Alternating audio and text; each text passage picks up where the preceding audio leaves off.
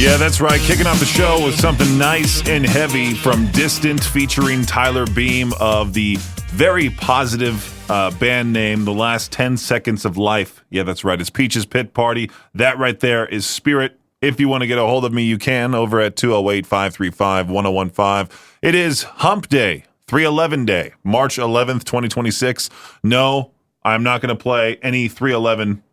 I mean, sure, if somebody requests it, yeah, but was I going to play it for my pick of the day? No. I would rather go with Distant, something to wake us all up. I have been sleeping like complete and utter garbage as of late.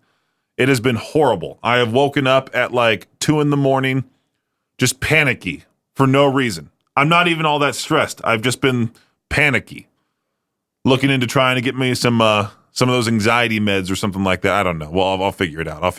Right now, I want to talk about something way more important. The new emojis coming to iPhones everywhere. iOS 26.4, that update, I think, came out.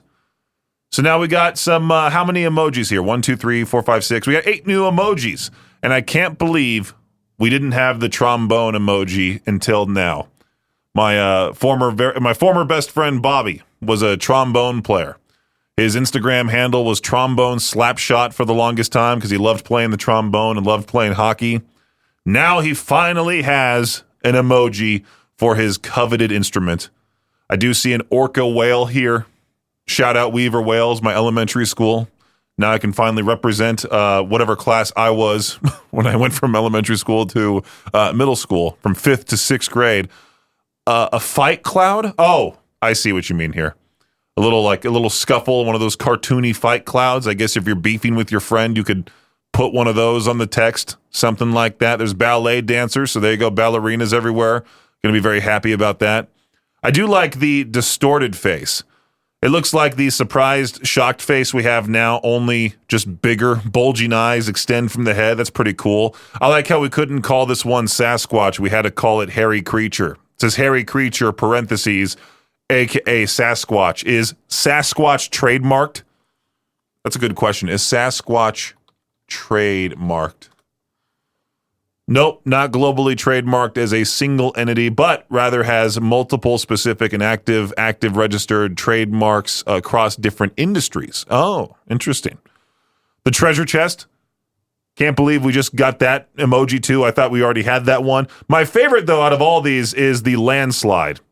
Like, why is it that we need a landslide emoji? Are we going to be referencing Fleetwood Mac that much? Or are we going to be caught in a landslide or something like that, and then we have to put the emoji? Because I feel like if you're actually in an emergency, the last thing you're wanting to do is put that emoji. If you're in some sort of landslide that, injures you, ruins your car, you don't text somebody just the landslide emoji, I don't think. Anyway, if you want to get a hold of me, again, 208-535-1015. Might give away some of those Bring Me the Horizon Live in Sao Paulo tickets at Regal Edwards Grand Teton. If you want to sign up for Emo Night Brooklyn tickets, make sure to do so in the channel apps, K-Bear, Alt, or Cannonball. Giving away tickets to Emo Night Brooklyn at the Complex in Salt Lake City, Friday, April 17th. I'll find some other random crap to talk about right here on K-Bear 101. Well, it's 2026, and there are concerts coming our way all throughout the year. The concert calendar should be your best friend at riverbendmediagroup.com/calendar. There are 128 shows listed right now, and it is packed with everything from legendary arena acts to the heaviest touring bands on the planet. If you've been saying, I need a show to look forward to, this is your moment. March is loaded, obviously. We got 9 Inch Nails taking over the Delta Center this Friday. You got Testament hitting the Complex March 16th. We gave away tickets for that. Slaughter to Prevail. Going to be in Salt Lake on the 27th. Then on the 28th, they'll be in Boise, a show that I'm trying to go to. Lamb of God, also going to be at the Union Event Center on March 28th as well in Salt Lake. April keeps it going. You got Guar, April 15th. You got Behemoth, Electric Callboy, Journey with 2 arena dates as well. May and June, you got Amon Amarth with Death Clock. You got Pussifer, Between the Buried and Me, Kitty. And the summer is packed with massive names as well. Evanescence arriving July 25th. Shinedown plays the Extra Mile Arena August 10th. Avenged Sevenfold will be at the Utah First Credit Union Amphitheater with Good Charlotte August 25th. And then if you want some old school rock or old school, if you want the classics, you got Billy Joel with Sting, Journey, Rod Stewart during the summertime as well. Just check out all the different shows on our concert calendar at riverbendmediagroup.com/calendar. I believe Sublime is going to be doing their Magusta Festival on July 17th at not Extra Mile. I think it's Zions Bank Arena. Yeah, July 18th, Zions Bank Stadium. You got Pennywise, Slightly Stupid, Long Beach Dub All-Stars, many more on that show as well. Here's Sublime right now with Ensenada on K-Bear 101. The dating scene sounds incredibly difficult. I was reading here about this silly TikTok debate. People are talking about that your favorite pizza toppings, supposedly what they say about you and how they're linked to dating. So women now are evaluating what you put on your pizza. Yeah, they argue that men who insist on meat-heavy pizzas are sending a red flag about their attitudes towards the environment. Oh, boy. This TikToker by the name of Esme Hewitt, she's the one that said, yeah, if he has a meat-heavy pizza, like if he likes sausage, chicken, bacon, any meat product on his pizza, that's a walking red flag. Hewitt's point isn't really about pizza at all. Apparently, in her viral video, she says refusing to cut back on meat signals a lack of empathy for, oh boy, climate issues, animal welfare, even personal health. This lady sounds like a real fun person to talk to at a party. She also ties the obsession with high-protein, meat-loaded meals to what she calls toxic masculinity. Is eating a lot of protein now toxic? Give me a break. The reaction to her argument has been mixed, with some agreeing that food choices reflect values, while others say it's a big stretch to judge someone by their pepperoni. Yeah, no kidding. I would say, though, the one thing that my girlfriend and I always argue about is that her whole family likes pineapple on pizza. And I think it's not a good pizza topping. I'd much rather have mushrooms, bell peppers, onions, chicken, anything else that belongs on a pizza way more than pineapple. But we'll always end up agreeing to disagree with that whole thing. Remember how we all thought superstar defensive end Max Crosby was moving from the Las Vegas Raiders to the Baltimore Ravens? It was a huge trade until it wasn't. Yesterday, the Ravens backed out of the trade, supposedly because of medical concerns. NFL teams are now scrambling. Will Crosby rejoin the Raiders and stay there, or is he once again available for another trade deal? Also, what was weird is yesterday, out of nowhere, Bam Adebayo scored 83 points. 83 points for the Miami Heat in their win over the Washington Wizards. That's the second most points ever scored in a single game in NBA history. Wilt Chamberlain supposedly, allegedly, once scored 100. Even though there's no video footage of that, it's just a legend. Bam is in second place with his 83. Kobe Bryant's 81-point game is now in third place. For those of you keeping score, Adebayo's final numbers: 20 of 43 from the field, 36 of 43 from the foul line, 7 for 22 from the three-point range. It was a stat line unlike any other in NBA history, but I also think this version of the NBA deserves an asterisk next to it because it's just the softest the league has ever been. I mean, he beat the Washington Wizards. Woo! Yeah. Like, Kobe's 81-point game was against a legitimate team during, like, the tail end of aggressive basketball. I would say maybe from 2015 to now, it's been extremely soft. All right. Today is a big day for Caitlin Clark. She's scheduled to play her first game in 8 months. If all goes according to plan, Clark, who last played in a basketball game in July for the Indiana Fever, will take the court for Team USA in a FIBA World Cup qualifying tournament game against Senegal. This FIBA stuff is fun, but most WNBA fans are waiting for the beginning of the regular season in early May and hoping Clark continues to recover and thrive. Let's talk some more about basketball, because why not? If an NBA player is posted to break a record poised to break a record by the legendary Wilt Chamberlain, you know that player is about to do something special. Oklahoma City Thunder star and reigning MVP Shai Gilgeous-Alexander, he tied Chamberlain's streak of 126 consecutive games of scoring at least 20 points Monday night in a win against the Denver Nuggets. Chamberlain set that record between 1961 and 1963. SGA will attempt to set a new record tomorrow with the Thunder when the Thunder host the Boston Celtics. That does it for your Shot Clock Sports Update right here on K-Bear 101. Tom Petty on Peach's Pip Party. You would think if someone called you a potato, that wouldn't be all that bad to be called, right? I could be wrong, but if somebody were to say, hey, you're a potato, I wouldn't start crying and run to HR and yell that Victor just called me a potato and get him in trouble. No, I wouldn't care. I've been called way worse. This Irish woman I was reading here about, her name's Bernadette Hayes. She won a 23,000, is that euros? 23,000 euro plus payout after an employment tribunal in the UK found that her former boss repeatedly harassed her at work. She had been employed as a bookkeeper at a Leeds engineering firm called West Leeds Civil. Over about 6 months, from December 2023 to June 2024, her boss, Mick Atkins, repeatedly shouted the word potato at her in a mock Irish accent. He also used other derogatory terms tied to Irish stereotypes. I don't know if I want to repeat some of these, because I don't know if I'm legitimately saying something bad. I just saw the word potato and thought he was only calling her potato in a dumb Irish accent, of course. This conduct happened in front of colleagues, continued despite Hayes telling them she found the remarks offensive. Going back to fun people out there, that one lady, that TikToker, oh, if he eats meat on his pizza, that's a red flag. Her and this lady, is this a guy? No, Bernadette Hayes. For some reason I was like, wait a minute, what? Got confused there for a second. Yeah, that TikToker and Bernadette Hayes should definitely, have a conversation, become friends.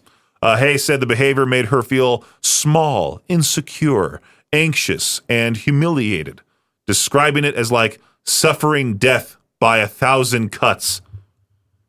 I think you're being over-exaggerating. I think you're over-exaggerating quite a lot.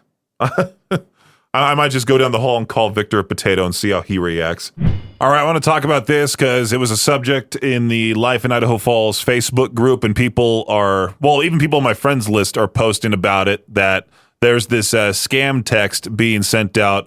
And what's funny is that it's being sent from, at least in this particular photo that I'm looking at, it was sent from a European phone number, which should already be a red flag, as they say. But this text says, Idaho DMV automated notice, unpaid traffic fine, enforcement initiates March 12th. It's very vague, very generic. Shouldn't it say unpaid traffic fines? And then it goes enforcement initiates March 12th. Enforcement? Ooh, they're going to come at your door with a battering ram. This notice serves to inform you of a detected outstanding traffic fine. And it goes on to talk about all this legal jargon according to Section 16C, blah, blah, blah, blah, blah. Well, it looks very obviously ChatGPT generated. Like, I could go to ChatGPT right now and send a text to somebody and give them like a formal notice that they haven't been listening to K-Bear in such a long time, and that if they don't, enforcement initiates March 12th, something like that. Even the link they provide in this text, payment is due immediately. Use the official payment link, idaho.org-ztfcv.bond/DMV. That's definitely a fake site. Because what's the official Idaho DMV website? That's right, .gov. It's itd.idaho.gov. All right? It wouldn't be idaho.org-ztfcv.bond/DMV. Don't fall for these stupid scams. Let's talk about everyone's favorite topic, California, because, well, I'm from there, and I've received not too many. I personally haven't received, I should say, management has received, I think, like 2 emails saying, hey, Peaches, stop talking about California. Like, I'm just supposed to ignore where I grew up. Where I left there when I was 24 to move out here. So there's a lot of life that I have lived in that state. Hate to break it to you. Sorry, not sorry type of thing. But when I brought my girlfriend to Southern California, she loved the palm trees. And now I just saw on Reddit from r/casual conversation, Los Angeles is phasing out its palm trees. Supposedly, according to this user by the name Hedgehogs, Los Angeles is starting to move away from palm trees and planting other alternatives. From what that person has read, most of the iconic palm trees in the city were planted around the 1930s. They're getting pretty old by this point. They're not replacing them with a new generation. More so, they're kind of saying how they require a lot of water.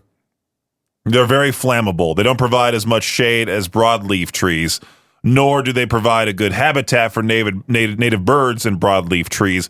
All that being said, they're still super iconic. I mean, obviously, palm trees are what you picture when you think of Los Angeles. And it's hard for me to wrap my head around what the city will look like in the future. Well, I can tell you, it's just going to be a bunch of homeless people and doing that. They're doing that zombie walk around the downtown area. You'll see a group of dudes just blasting music, and it's always the worst music possible. What are some of the comments for this? I live in Zhongshan, China. I don't know. Is I properly say it? Zhongshan? I might have butchered that one. My neighborhood has streets lined with mango trees, loads of shade, and then once a year, loads of mangoes. Double win, mind you. Harvesting or careful walking is important. Stepping on a squishy mango can ruin your day. It sounds like it. Palm trees are cool, man. Why get rid of them? Oh, I mean, I know why. I just read why they're trying to get rid of them, but hopefully it's just Los Angeles and not necessarily Orange County, because those palm trees are, in fact, beautiful. It's one of the many things I miss not being at home. All right. Anyway, here's the warning: kerosene on Peach's Pit Party. I just saw Idaho made the radio prep. Idaho has an idea for letting you out of jury duty, is what it says here. People in Idaho may have a new way to get out of jury duty by volunteering as a poll worker instead. The state has faced a shortage of election workers, especially for primaries and lesser elections. So a law is working its way through the state legislature that would let you do that instead of jury duty. It would only happen if a county clerk determines that there aren't enough poll workers, though. So it's not like you could just bail out any old time, But if you are able to do it, it would get you out of jury duty for the next 2 years. Good to know. Good to know. Just the other day, I was talking about how most people in this building use a CPAP to go to sleep, including me. I have been extremely open about my sleep apnea issue. Found that out that I had a sleep apnea because my heart went into AFib, and then I got a sleep study done. The cardiologist told me to do so. So I did, and sure enough, I was about 28.5 events per hour. That's what I was at, 28.5 events per hour. I was half away from 29. That is severe sleep apnea. So I was still technically moderate, even though I was so close to severe. But I was reading here from this very credible website, ScienceDaily.com, your source for the latest research news. It was posted today that scientists may have found a pill for sleep apnea. A European clinical trial found that the drug sulfiame, I don't know how you say it, but that specific drug that I just butchered trying to say, significantly reduced breathing interruptions in people with moderate to severe sleep apnea. Patients taking higher doses experienced up to 50% fewer pauses in breathing and improved oxygen levels during sleep. The drug helps stabilize breathing signals in the brain, reducing airway collapse. Scientists say the findings could pave the way for a pill-based alternative to CPAP machines. Now, don't get me wrong. I don't mind wearing my CPAP. It did take me like a month to get used to it. I would say the sleep study was harder to get used to for that one night because you have to shove those like cables up your nose, and they keep track of your breathing that way. And you have to make sure you do it properly. Otherwise, you'll have to do it again. So you want to get it right the first time. Those CPAP machines, luckily, they're not nearly as bad as how they used to be. Like, they're pretty simple. You just have to put the mask on, go to bed, fall asleep. But then you also worry, like I personally worry that the power is going to go out in the middle of the night. Then I can't breathe because I have a CPAP that's not doing its thing on my face, and I'm just suffocating in my sleep. I wake up, my heart's going fast. I'm like, what happened? What's going on here? I think the CPAP is supposed to beep extremely loudly, if I'm not mistaken, if the power goes out or it just stops working for whatever reason. Not exactly sure. But, I was talking to Josh from Classy 97 about this. He has the ResMed 11. We were comparing CPAPs. He has the newer one. I have the older one. I think his is a tad bit better. They got rid of some of we're comparing CPAP machine updates like it's like the latest iPhone update, like what I talked about in the beginning part of the show when I was talking about those new emojis coming to iOS 26.4. Now we're comparing CPAP machines, and I'd much rather just take that pill. All right, if that becomes an actual thing, I'll gladly pay the money to have that prescribed to me. Pop that in before every night. Oh, it'd be so much nicer. Shine down on Peach's Pit Party. Cut the cord. Hopefully no one does that at Emo Night Brooklyn on April 17th. Maybe Victor would if he's in Salt Lake City around that time, because he might go to the Bill Murray show. There's a lot of people in this building that want to go to that Bill Murray show the next night on April 18th with the home team. I definitely, I'm for sure going to either get comp tickets or I'm going to buy my own tickets to go to that show because I need to go see Bill Murray, go see him live. I missed out on him the last time. I need to see him this time. But Emo Night Brooklyn is happening at the Complex the night before that show, Friday, April 17th. We're giving away tickets for it if you want to try to win these. All you have to do is just sign up within the app. That's about it. On the K-Bear app, sign up there. If you want to earn an additional entry, you can sign up on the Alt 101 app. You can also sign up a third time on the Cannonball 101 app. That's 3 entries into the drawing for a fun emo party at the Complex. This tour that they're doing for Emo Night Brooklyn, it starts in London, England this Friday, then goes to Paris. Oh, wait, no. There's like multiple DJs for this thing. Like it says London, England, Paris, France, and then that same night on this Friday, there's Tucson, Arizona, there's Milan, Italy, Miami, Florida. I think I even see right here at the top of their website, you can become an Emo Night DJ if you really wanted to. So, yeah, if you want to apply to be the DJ, go for it. But Salt Lake City, the Complex, Friday, April 17th. Sign up now within the apps to win tickets to that. Here's Bill Murray right now with Twice on Peach's Pit Party. I saw the headline, Rev Up, Strip Down. I was very much so intrigued right away. A motorcycle rider who tried to outrun police in Washington may have been fast, but he wasn't able to get away from deputies because he left behind a trail of his clothes for whatever reason. After ditching his bike and even his shoes, the suspect took off on foot, leaving behind a trail of his clothing and gear. A canine was brought in, quickly picked up the scent, tracking the man over several tall fences and through a scattered trail of belongings. The chase ended when the dog led deputies to a tarp at a nearby home where the rider was just hiding.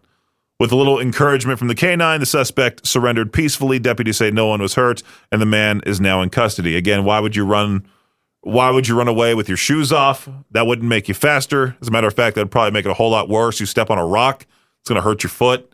And then you stupidly leave like a trail of clothes. Maybe in the moment, this guy was just not thinking, because immediately I'm just like, why on earth would you just start stripping? You're going to be a naked biker running around. Obviously, they're going to spot you. Anyway, that's today's What the Headline right here on K-Bear 101. It seems that spring is approaching. Well, in Idaho, we don't technically get a spring. It just goes from way cold to moderately cold. And the next thing you know, the forecast says like 70. I already saw something earlier today that kind of pissed me off where it was talking about how they're expecting California to shatter records because of heat. I can't wait to see those posts again. Those overly excited weather people going, oh, it's the 15th day in a row. It's going to be 80 plus. Put on that sunscreen. Anyway, spring is approaching. I believe it's in 9 days is when it officially starts. And apparently the first grizzly bears of 2026 have officially emerged from hibernation in Yellowstone National Park right on schedule. Biologists spotted the initial likely male bear feeding on a bison carcass in the northern range, marking the start of the spring season. Females with cubs will emerge later in April or May. Even my parents' pet tortoise, Sheldon, he woke up today, which is way early for him, but apparently it is hot in California right now, so maybe Sheldon thought it was time to wake up, come out of his little house that we have for him. We usually put him in the garage with every single hibernation. Around October, November, that's when he gets really, really, really slow, like even slower than a tortoise. And then we just, plop him in his house, put the covering over his door, and let him sleep in the garage from like November to April. Well, he woke up early. Now he's ready to go. It's springtime. It's almost here. Thankfully, I'm looking forward to just some nice warmer weather without that like little threat of snow that might be headed our way. Thanks for listening to Peach's Pit Party, the podcast. If you enjoyed the show, please share, subscribe, and rate the podcast. Peach's Pit Party is hosted by me, Peaches, a.k.a. Brendan Peach, and is a production of Riverbend Media Group. For more information or to contact the show, visit riverbendmediagroup.com. Until next time, Peach out.